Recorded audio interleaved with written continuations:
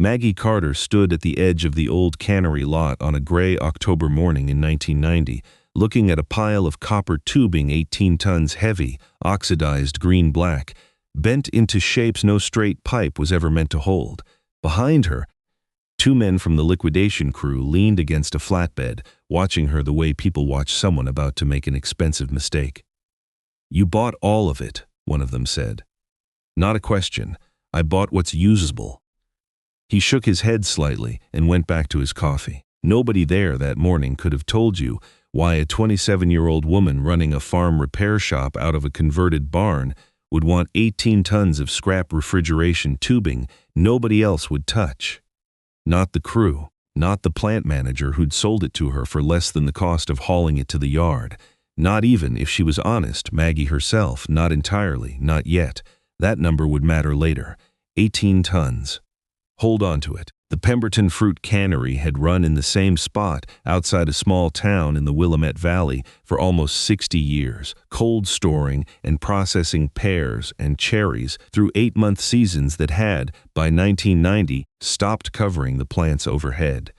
The company that owned it had decided to close the doors for good that spring, and by fall, a demolition and liquidation crew was stripping the building down to its bones. The refrigeration system had been the plant's backbone for decades.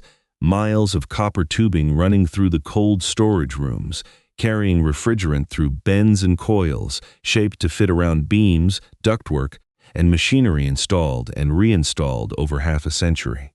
When the system came out, none of it was straight. None of it matched modern fitting standards.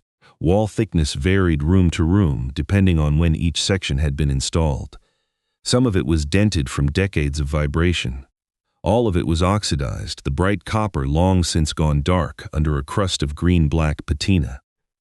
A liquidation manager named Russell Hargrove had walked Maggie through the pile the week before, polished in a way that didn't quite belong on a demolition site, clipboard in hand, already halfway to his next appointment in his head. "If you're planning to straighten this and resell it as standard tube stock, I'll save you the trouble," he'd said. "Every contractor who's looked at this pile has passed. Bends are inconsistent, walls are inconsistent, and straightening work alone would cost more than new copper. It's scrap weight, plain and simple. That's the only value left in it." Maggie hadn't argued with him. She rarely argued with anyone. She'd just asked what he'd take for the lot, cheap enough that even scrap weight made the number work, and Russell, glad to move the problem off his liquidation report, had said yes without much more thought about it. He wasn't wrong about the contractors, he was only wrong about what the pipe was for.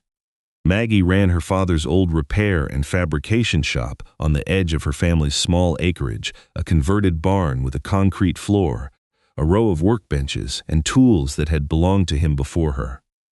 He'd died 3 years earlier, and she'd kept the shop running mostly on farm equipment repair, welding jobs, and whatever small fabrication work came through the door. She wasn't wealthy. She wasn't formally trained past a community college machining course and everything her father had shown her growing up. What she had was years of watching metal fail, measuring parts by hand, and figuring out, piece by piece, why something worked or didn't. She kept her father's 6-inch steel machinist ruler in the chest pocket of her work shirt, the same way he always had, and she used it constantly, out of habit as much as necessity. The 18 tons of Cannery copper sat stacked behind her shop for the better part of 2 weeks before she started sorting it in earnest, section by section, laid out across sawhorses in the barn. She cut a length open with a hacksaw the first afternoon, just to look at it, and stopped when she saw the wall thickness. Heavier gauge than anything she'd have specified for new work, copper laid down decades ago when engineers built in more margin than modern cost-cutting allowed. She measured a dozen more sections with her father's ruler and found the same pattern. Thick walls, dense, sound metal underneath the oxidation. The bends were the part everyone else had rejected outright. Long, smooth curves shaped decades ago to route refrigerant lines around obstacles in the cannery's cold rooms, useless to a contractor who needed straight tube stock cut to standard lengths. Maggie kept turning that fact over while she sorted. A bend that ruined the pipe for one purpose didn't necessarily ruin it for every purpose. She just didn't know yet what that other purpose was. Before any of it went near a torch, though, every section got graded the same way. Old refrigeration line had run refrigerant and compressor oil for decades, so each length got flushed and degreased before Maggie trusted it with anything else, and she rejected outright anything crushed, deeply pitted, or thin-walled enough to flex under light thumb pressure, close to a fifth of the pile by the time she'd worked through it all. She wasn't interested in guessing which sections were still sound. It took her most of a month of quiet experimentation before an idea started to hold shape. Her father's shop had done occasional work for local dairies over the years, mostly equipment repair, and she knew enough about their operations to know they ran enormous amounts of hot water every single day for washdown and sanitation, water heated at real cost, and then dumped straight down the drain once used. Heat exchangers existed for that kind of recovery work, pulling warmth out of wastewater before it left the building. Commercial units cost more than most small dairies could justify, but thick-walled copper with good heat transfer properties, already bent into long, gradual coils, was close to exactly what a simple heat recovery coil needed to begin with. Her first prototype took 2 weeks to build, coiled copper mounted inside an insulated jacket meant to let outgoing hot wastewater pass heat into incoming cold water on its way to the water heater. She tested it on a rigged setup in the shop, running water through both sides. Watching the gauges, it leaked. A brazed joint failed under pressure within the first hour, a thin stream of water hissing out along a seam she'd rushed the second time through with the torch. She shut the system down, drained it, and sat with the failed joint for a long while before cutting it apart to look at what had gone wrong. The arithmetic only looked ridiculous if you asked the wrong question. And Maggie had asked herself the wrong one first. Could she make the coil work at all? The real question was whether she could make it work reliably, under real pressure, day after day, and that first joint told her she hadn't yet. She rebuilt it properly the second time, slower, cleaner brazing, more careful heat control at each joint. That version held under pressure. But when she ran it for several hours straight, she noticed the coil spacing was wrong. Sections wound too tightly together restricted the wastewater's flow around parts of the coil, creating pockets where water barely moved past the copper at all. Heat transfer in those dead zones dropped off badly, leaving the far end of the coil barely warmer than when the water went in. She lost close to 3 weeks and a fair amount of copper getting the spacing right, spreading the coils out, adjusting the insulation jacket, testing flow rates until the heat transfer came out, even across the whole unit, instead of bunching up near the inlet. The two water streams never touched. Incoming well water stayed sealed inside its own coiled circuit end to end, brazed and pressure tight, while the outgoing wastewater simply flowed around that sealed coil through an open jacket on its way to the drain, picking up nothing from the wastewater's side, but heat passing through the copper wall. Before she'd trust a unit to anyone, she pressure tested it well above normal operating pressure and let it sit under that test pressure for a full day, watching for any drop on the gauge before she'd call a joint sound. By the time she had a version she trusted, it was early winter, and she had exactly one finished unit to show for 2 months of work. She brought it to Del Whitcomb, a dairy farmer about 6 miles down the road who'd used her father's shop for equipment repairs for years and was, if nothing else, willing to hear Maggie out. "You want me to plumb this into my washdown water," he said, eyeing the coiled copper unit skeptically. "What's it actually save me?" "I don't know yet," Maggie said. "That's what I want to find out. I'll install the first one at my materials cost if you'll track your propane bills and let me see the numbers." Del ran roughly 1,100 gallons of hot water a day through his washdown routine, heated from a well water intake that ran close to 52 degrees most of the year. His propane water heater carried most of that load. Maggie installed the recovery coil that December, plumbing it so outgoing wastewater passed its heat into incoming water before it ever reached the heater. The first month's numbers, normalized against his usual wash water volume, surprised them both. Incoming water temperature after passing through the coil averaged closer to 70 degrees instead of 52, and Dell's propane usage for water heating dropped by roughly a third that month, worth close to $60 in fuel he didn't burn. The unit itself, built almost entirely from copper, that had cost Maggie next to nothing, had run her about $400 in materials and labor, the pilot price she'd offered in exchange for his records. The units she built after that, once she knew the design worked and didn't need a test customer to prove it, went out at closer to $700 depending on size, still a fraction of a commercial system and enough to leave her a real margin once material and labor were covered. That detail would come back later. $400 in, $60 a month saved, and a dairy operation that ran 365 days a year. Dell didn't say much about it beyond the numbers, but he mentioned it to a neighbor at the feed store that January, and the neighbor called Maggie the following week.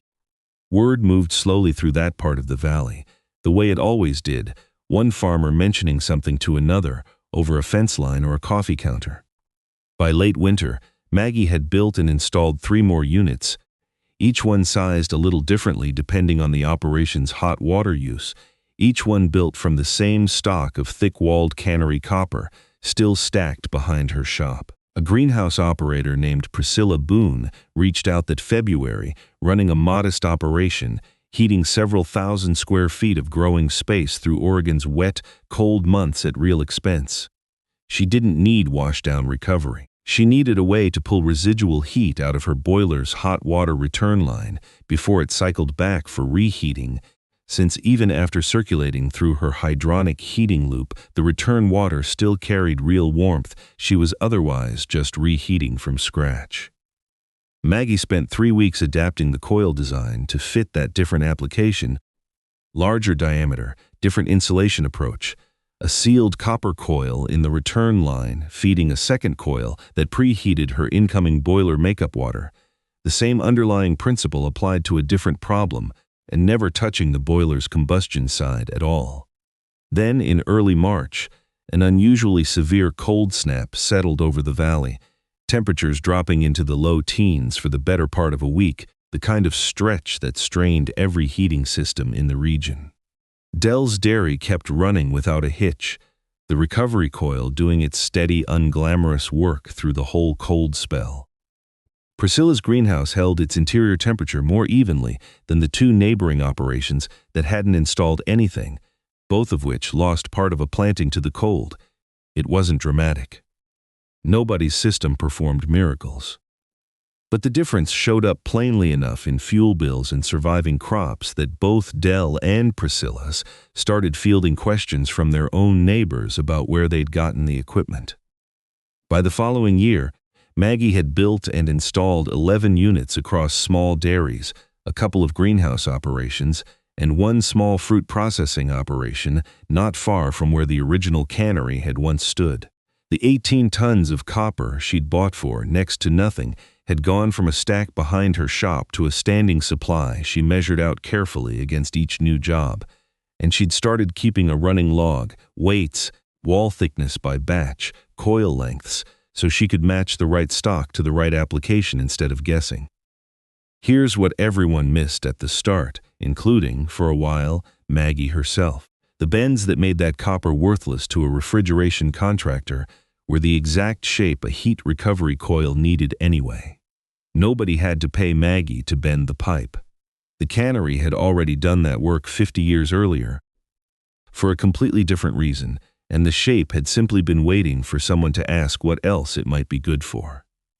Russell Hargrove called her again about 18 months after that first sale, this time about a different plant, a beverage bottler 2 counties over closing part of its operation and pulling out an old glycol cooling system.